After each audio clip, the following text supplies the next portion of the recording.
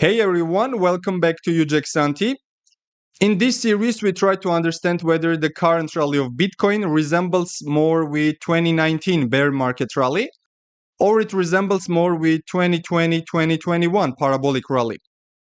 These two rallies, 2019 and 2021, had many differences and we discussed those differences in different parts of this series. Please find the links to those parts in the description of this video.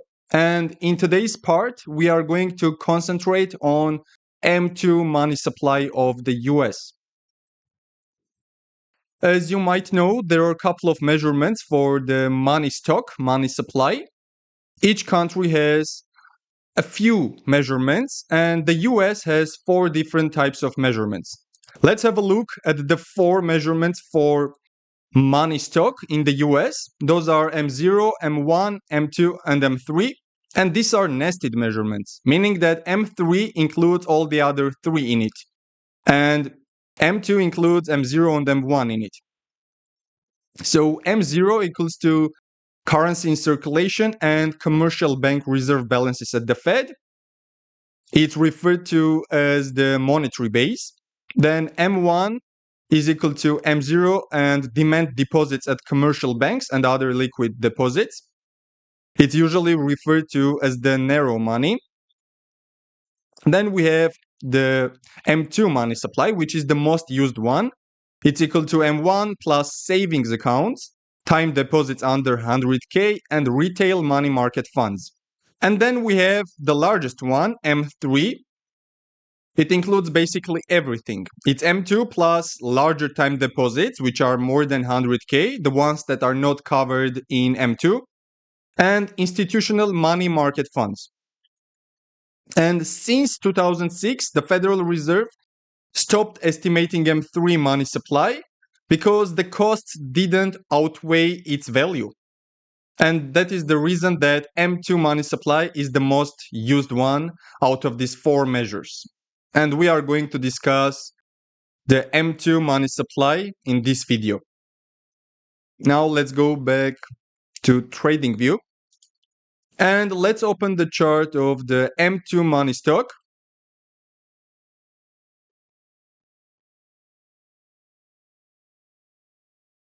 Here we see that, it's monthly data points here.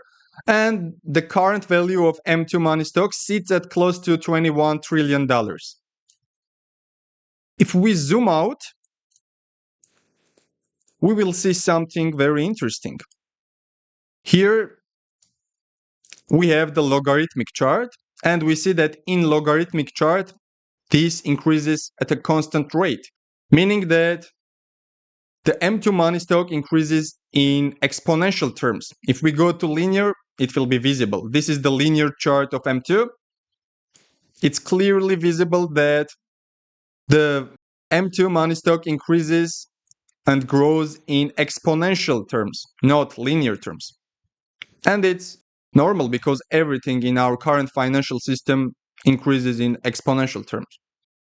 Even government debts, for example. Let's go back to logarithmic. Here, the first data point that we have got for this chart is 1959. So we have more than 6 decades of data here. And as you can see, this chart, the M2 money stock, never went down until recently. We'll close up and we'll see the picture of the recent years. However, as you can see, it never went down. For example, let's pick some harsh environments. Let's say 2008 global financial crisis, and let's close up. Here, we see that the rate at which money supply, M2 money supply was growing, here, this was a steep growth. However, after that, it just became somewhat flat or very low growth. But it didn't go negative, meaning that M2 money supply didn't decrease.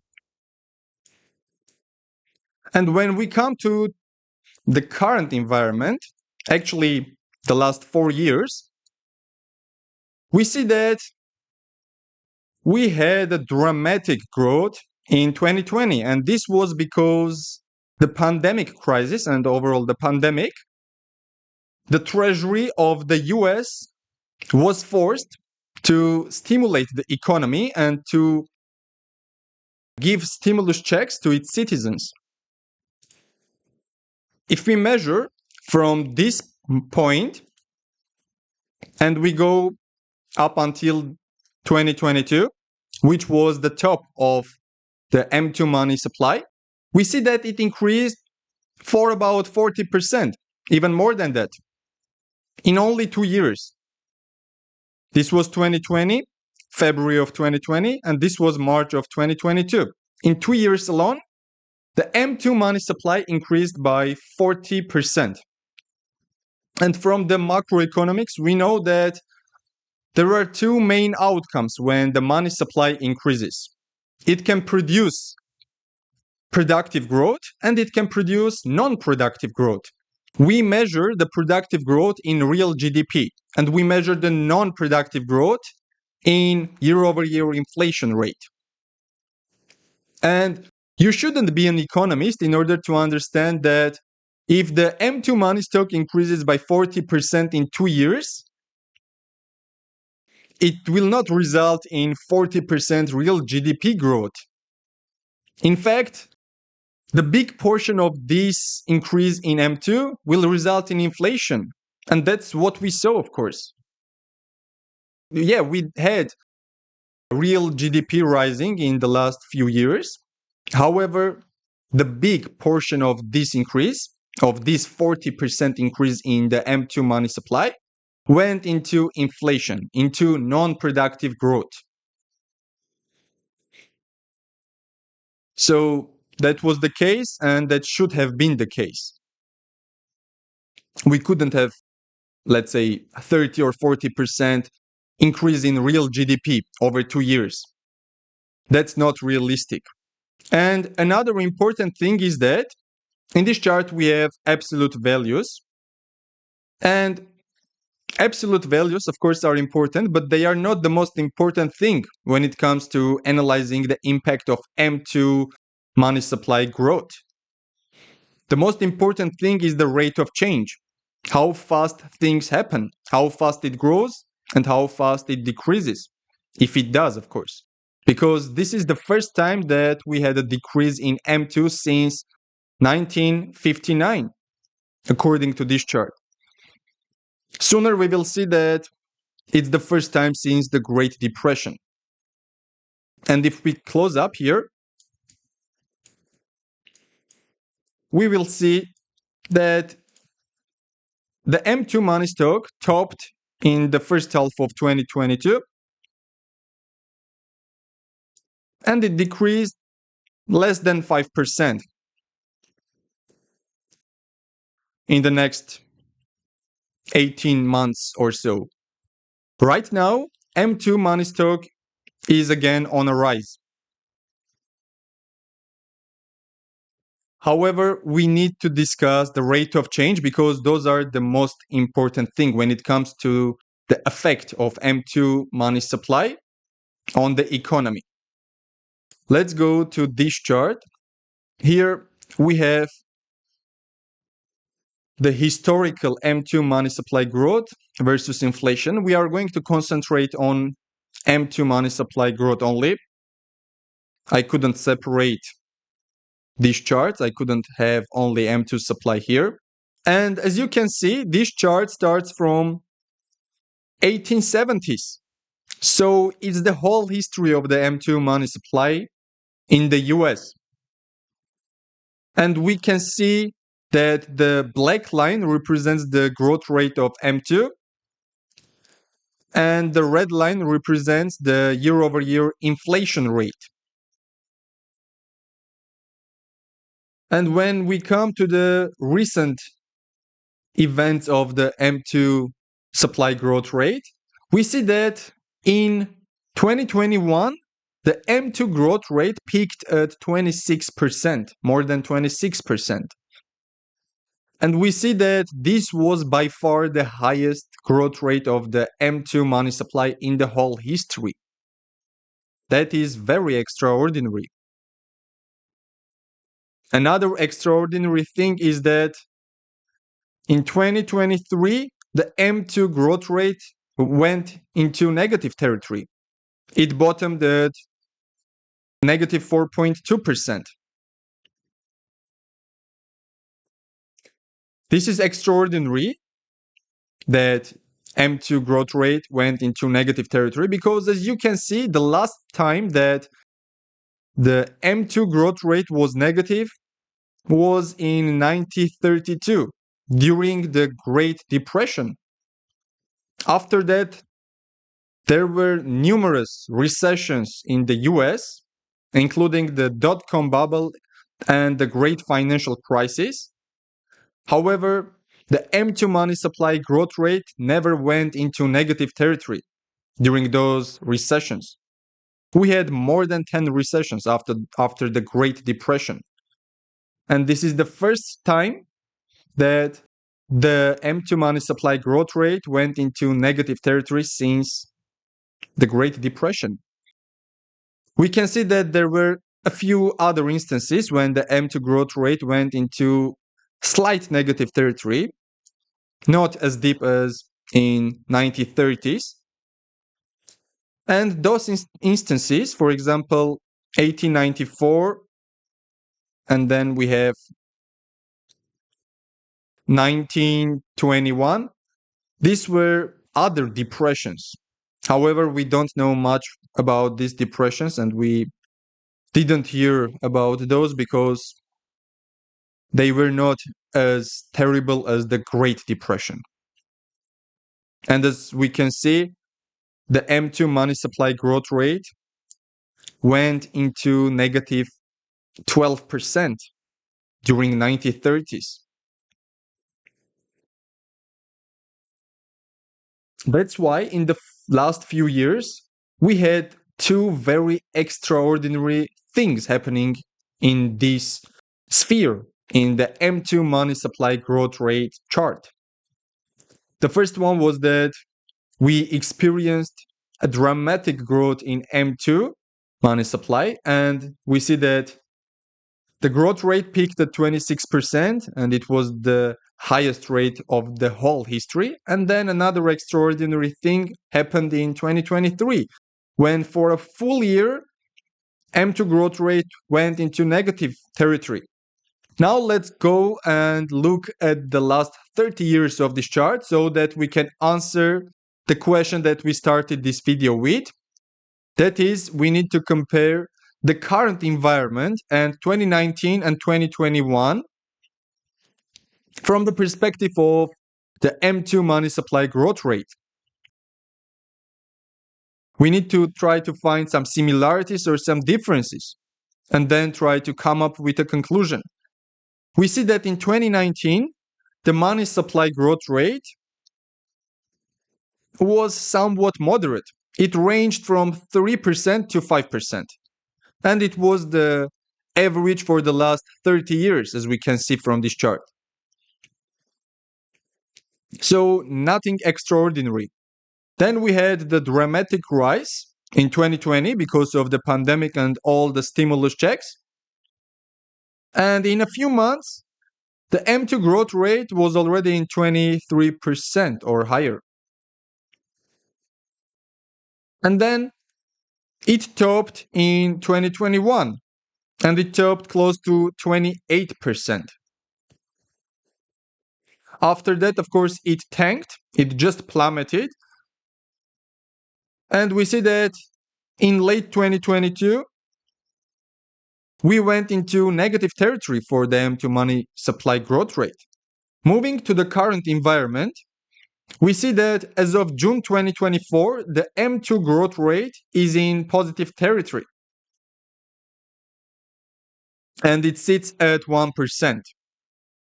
However, we should remember that almost everything related to macroeconomics, almost all of the indicators and data points, they just work in lags and they work in big lags. Lags can range from 12 to 24 months. We shouldn't assume that if the M2 growth rate is currently at positive 1%, everything will be fine. There is a high probability that we will have negative consequences on companies and households because of this plummeting action of the M2 growth rate, because it went into negative territory and it was in negative territory for more than a year. So this will affect in lags, and it's normal. That's the case for quantitative tightening. They work in lags. That's the case for interest rate decisions. Coming back to the question of whether there are some similarities or differences between these three instances, 2019, 2021, and 2023 to 2024. We see that in 2019, the M2 growth rate ranged from 3 to 5%, which was normal. In fact, it was the average for the last 30 years. So, nothing extraordinary. However, we saw something extraordinary in 2020 and 2021. Because of the pandemic and all the stimulus, the M2 growth rate increased dramatically and it peaked close to 28%, which, by the way, was the highest that M2 growth rate has ever been in the history. And after that, of course, M2 growth rate plummeted, and we had something else, another extraordinary case. M2 growth rate went into negative territory for the first time in the last 9 decades. The bottom was close to 6%, and this was the first time that M2 growth rate went into negative territory since the Great Depression.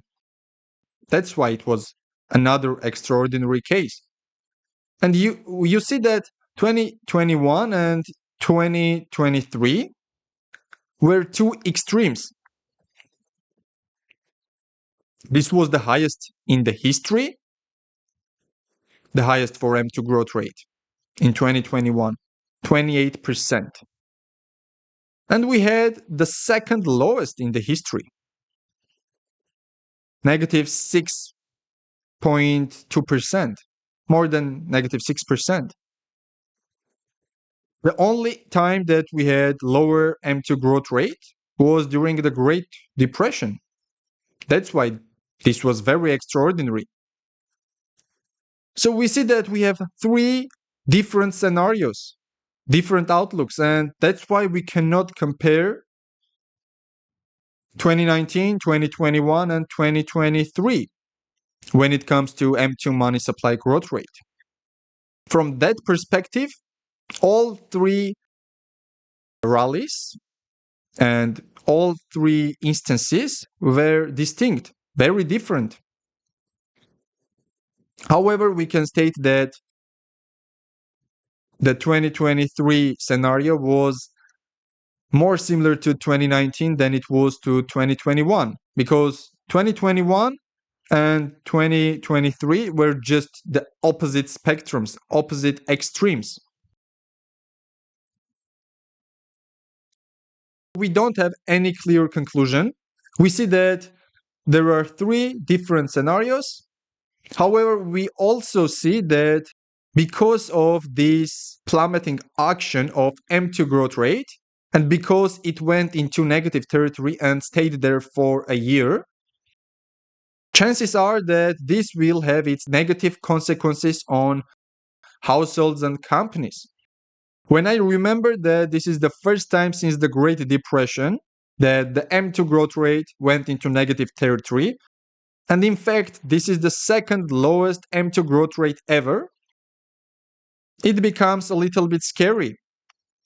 And that's the reason that I believe it's good to be open-minded to the idea that the macroeconomic conditions might become tighter in the upcoming months or quarters. And it will affect all markets, not only crypto and not stocks only. It will affect all markets because if liquidity drops, it affects everyone. So I hope this content was informative and interesting. Thank you for watching. Please let me know in the comments if you liked it, and I'll see you next time.